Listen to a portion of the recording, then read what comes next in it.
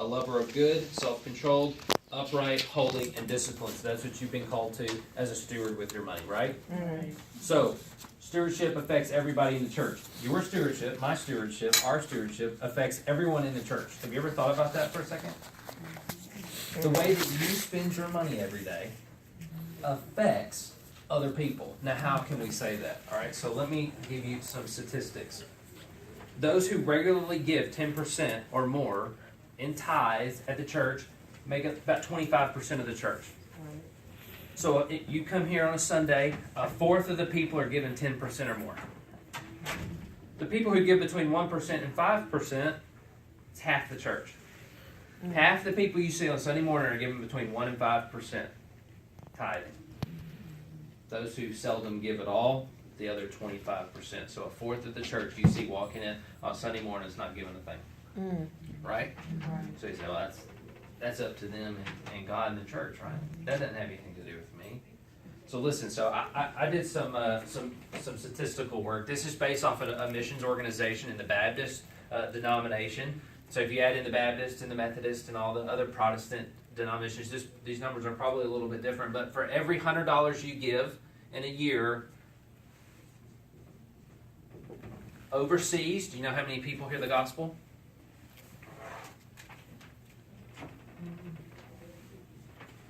One. Here's it. Okay? For every $1,500 you give, how many people accept Christ?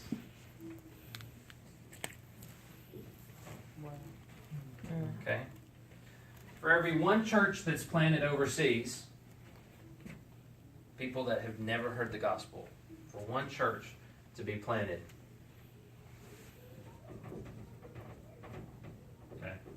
$53,000. So when you go get that brand new car, and when you go spend all your extra money at McDonald's, and you do all these things in your life where you say, it's me, it's my money, I earned it, I'm going to enjoy it the way I want to, guess who's not hearing the gospel? You ever thought about that?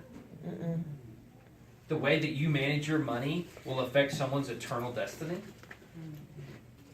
So when you think about it like this, God's given you, every dollar that comes into your bank account, by the way, is God's given to you, right? You can argue with me, but we can go back a long way and I can prove to you that it's God that's giving you that money. Okay? And when God's giving you this money, it's time for us to be a good steward. Because He's going to use that money, your tithes and offerings, to accomplish His work. Now, don't get me wrong. God doesn't need your money, right? God doesn't need your $100 to have someone hear the gospel. Don't hear me saying that. But He does use it. He uses it, okay? So, here's what I want to do. I'll give you a couple more statistics, and then we'll jump. And I got 5 quick priorities, and we'll get out of here. Cool? All right, so, number of open credit cards that are open per family, 10 on average. 10 credit cards open per family. Average amount of credit card debt per family, $8,000. Some of you are like, I wish it was only 8, right? Number of years to pay the balance, if you're just doing the minimum payments, it's going to take you 27 years to knock that out. Average school loan debt, $16,000. I think they put up there. That's it, right? I think up there. I think year after year, that's going to get higher and higher. Listen to this: families with no will in place, 70%. Now, of the families that do have a will in place, 90% of them have not included the church in their final wishes. Right? Think about that for a second. Stewardship's not an option. Stewardship is a commandment. You have to be a good steward. Right? What does this say about the church when we go spend all of our money on ourselves? What does it say about us? It doesn't set us apart, does it? Not a chance. It doesn't set us apart. The world looks at us and say, they're just like me. Doesn't matter. They have no other priorities than I do. Okay? So, let's look at, really quickly, this is my new little presentation. You guys like that? All right. So, 5 priorities. When everyone says budget, budget, budget, you think, where do I start? Let me tell you. 5 priorities. Here they are. Number 1 is to tithe. Now this is in a framework of what? Psalms 24, that God owns everything. The car you have at your house, the house that you live in, every dollar that comes in your bank account, God owns it all anyway, right?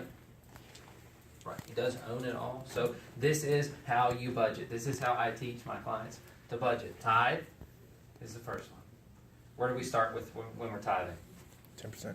10%. Now, First in 10%. the New Testament, is 10% mentioned? It's not mentioned, but it's a great place to start. Okay? It's a great place to start. 10% is just your tithing. All right? So let's jump, and we'll talk about this for just a second. Tithing is the ceiling of your giving. It's the floor of your giving, not the ceiling. Right? This isn't one of those where you look at how much you should be tithing and think, I'll cut $100 out of there and pay this bill off, right? Tithing is the first place you start. A lot of verses on tithing. I went to 2 Corinthians 8:5. I'll throw this to Starlet. She can get you all the Bible verses. A lot of them are actually in this little program that you guys got. I was impressed. Starlet did a good job. All right, so if tithing's number 1, right, everything's coming to you, it's going back to God. God's first, right? Pretty simple concept. Second place is your family, to save and invest. Right? Dave, what does Dave Ramsey say? Pay yourself first. Doesn't he say that? Pay yourself first. You have to prepare to protect your family. God wants stable families. He wants the congregation that comes to church every Sunday to be stable. Right? Wouldn't you agree? Right. Wouldn't this tell you that that's a true statement? I think Bridget said that if you're overloaded with debt and someone asks you to do something for them, you can't do that. Right? Think about the blessing that's not there. Okay? So, the family is the foundation stone for God's plan for mankind. All right? I went to 1 Timothy 3:5. But really what today was about was education, right? Mm-hmm. Paying for education. How many of you guys have kids? All right. Any of the kids in college yet? Almost in college? Finish with college. Finish with college. Okay, so for those of you who still have some kids, coming up, think about how much college was for you, and think about how much college will be for them. It goes up every year, right? The place where I went has already increased like $15,000 a year. And that's going to keep happening. So the younger your kids are, the greater it is going to be. So how do we prepare? How many of you wish your parents would have sat in on one of these things and said, I'm going to put away $200 for my kids so they can go to college? How many of you wish that happened? I wish that had happened for me. But now it's your chance to do that, right? Whether it's your kids, your grandkids, your great-grandkids. So how do we do this? So I'm not going to really go into depth because I think that just happened. So a couple of quick things. You've got to look at the price of college. Pretty simple. You've got to figure out if they're going to go in-state, out-of-state. You've got to tell them you're going in-state. You know what I mean? You can look at how you want, but you can tell them you're going in-state. You got to factor in some financial aid. How smart is the kid? You got to be honest sometimes. You know what I mean? You got to be honest. Yeah, you're right. How smart are they? How much financial aid are they going to get? And then, real quick, this is what we teach our clients: is 3 simple things. You got to start early. Start early. Time is your friend. Start early. Even if it's $50 a month. Even if they're a junior in high school. Start early. Start now. Invest regularly. Try to just make it $50, $75, $100 a month. Just do it regularly. Right? If you're thinking about your kids, just tackle it regularly. And then you got to take advantage of some tax advantages, which is where someone like me or Dave Ramsey or Starlet can help you figure out what. I won't go into too much detail on that. Cool? Cool. So when it comes to your family, so God's first, tithe it, right? You're building out your budget. This should be the first thing. Then your family is next. Got to have stable families. Or what do you think's coming next? Spend responsibly. Oh, you saw it. Yes. We've got to have accountability in our spending. Okay, this is where when you sit down in your budget, you've got to Bridget said, I don't even watch TV anymore. I don't know why I'm paying for cable. This is where that comes in. You've got to start thinking about what you're going to spend your money on. Because it affects a lot of different people. Right? Especially in this area. Guys, we live in the worst area to build a budget out. You know why? Because you're going to pass a 20-something-year-old driving a Lexus and think, I got to give me one of those.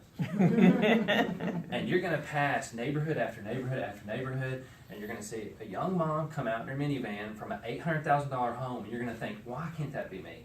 Do we not live in the worst area for that? Yeah. You're going to drive past them on your way home today. You've got to be content with where you are, I heard that. what God's given you, and then how you're going to steward that money. You've got to do this. Now, today's about student debt. So this is how you have to relate to your student debt. What does the Bible say? Let your yes be your yes. Listen, it's all good to do your strategies and come up with how you're going to do this. But you went to college and you knew you were going to have to pay it. What does it say about us as Christians if we start defaulting on if we sign up to do all these things and then don't pay for it? What does that make us look like? What is it makes us look like the world? It makes us look like liars. Absolutely ruin your witness by not paying off your debts like you said you would. That's true. Right? So let your yes be your yes. If you said it and you're going to do it, it's time to get down nitty gritty. Listen, if Bridget can do $91,000 in 2 years, we can put some dent in it. We can put a dent in ours, right? Yeah. We can do this, all right? So, God's first. Here's the Bible verse, Romans 13:7. I think Bridget read that off. That was one of her first ones. So God's first, our family is second. Then you've got to pay the people you said you'd pay. All right? And if you're not watching cable, stop paying them. All right? Yep. I don't have to worry about getting my nails done, hair done. Sorry. I know it's important. So what's the fourth thing, right? You've got to bless others. God's first, your family's next. You got to pay the people that you're going to pay. And then Bridget talked about blessing others, right? God doesn't give you money to go spend it on yourself, right? We'll get to that part in a second. Remember, you get to come fifth in the budget, by the way. All right. Other people have got to come next. You've been called to be generous, right? I call these kingdom causes. What's the verse in the Bible that says it's better to what? Give than receive, right? You ever tested that one out? Yes. Is it true or not? It's true. Your friend comes to you in your Sunday school class. All four tires have just busted out in the parking lot. Would it not feel better to have some money sitting there that you've set aside for other people? Samaritan's Purse, you know, the commercial comes on, you feel so guilty that you got to eat a hamburger today and those kids, you can see their bones. This is where this comes in at. Right? Budgeting isn't hard. This is biblical. God is first, your family second, pay the people you said you would pay next, and then give it to other people. Now finally, you don't worry, you get to come next. You get to enjoy, right? So if you have budgeted out and taken care of all of the first four things, don't feel guilty for eating your steak. Don't feel guilty for driving your Mercedes or Lexus, whatever you want to have nice in your life. Don't feel guilty. God doesn't want you to feel guilty for that, right? Right. If you've taken care of the first four. Is this making sense? It makes sense. You guys know this? You guys know this, right? This is just reinforcement and encouragement. But we've got to do this. We've got to do this because I guarantee you know how Bridget feels right now? $91,000 out of debt. Her home's paid for. Both cars paid for. Guess what? Every single dollar that comes into her bank account is what? Hers. Gravy. Right? Gravy. Isn't it? You think it hurt for 2 years for her to do that? Yeah. But guess what? You're going to sacrifice a one into your life, guaranteed. It's either going to be now or later. It's one of the good things you get to pick in life. When you're going to sacrifice, now or later. You get to choose. Right? I would encourage you to sacrifice now, because you don't want to sacrifice later. Right? I deal with people every day who've decided to sacrifice later. They walk in their 60s and 70s and they don't have enough to retire on, and they've got to keep working. You don't want to be like that. But boy, they had some nice cars when they were young. And those cars are junk. They're in a scrap yard. Only worth the metal. Stop getting caught up in all that stuff. It's not worth it. You're right. All right? Sure Is this is. good? Yes, it is. All right. Told you I was going to be quick. That was quick. Was But it? good. But good. Thank Was you. it worth the quickness? Yes. Okay, I want you to remember a couple of things. When you tackle this, someone says budget, and this is what pops in your mind. God's first, family second, people I was going to pay next. I'm going to give some money to other people, and I'm going to enjoy what God's given me as a blessing. Right? How much more is this going to mean to you that every dollar that you're giving to your church, to organizations, is not just affecting what's going to happen? And listen, you're going to be on this earth for what? Maybe 100 years? But by being a good steward of your money, you can affect someone's eternal life. Sounds like a pretty good payoff to me. Sounds worth it to me. So that's all I have. We do this every day for our clients. We look how well they're being stewards of their resources, right? We can get into this. Cornell does insurance. We can get into how insurance plays into your life. We can talk to a health person about how to be good stewards of your body. You know, they don't want to see my diet, but listen, there's a lot of different ways you can steward, but this is something that we do every single day. So listen, Starlet, very, very great at this. I'm sure you're really great. Dave Ramsey, The Crown, all these are great, great resources, but you're going to want to have someone you're accountable to. Yeah. All right, so if you have any questions, I'll answer them. If you guys want to go home to your families, go home to your families. Are you going to finish this off? Yeah, I'll finish off the close up. Donna? Yeah, I just wanted to mention that we do have handouts that are on the table in the next room. So before you leave, if you would, just go to the next room to get the handouts. I told you I'd go quick. Thank you. Appreciate it. I think that was Yes. it.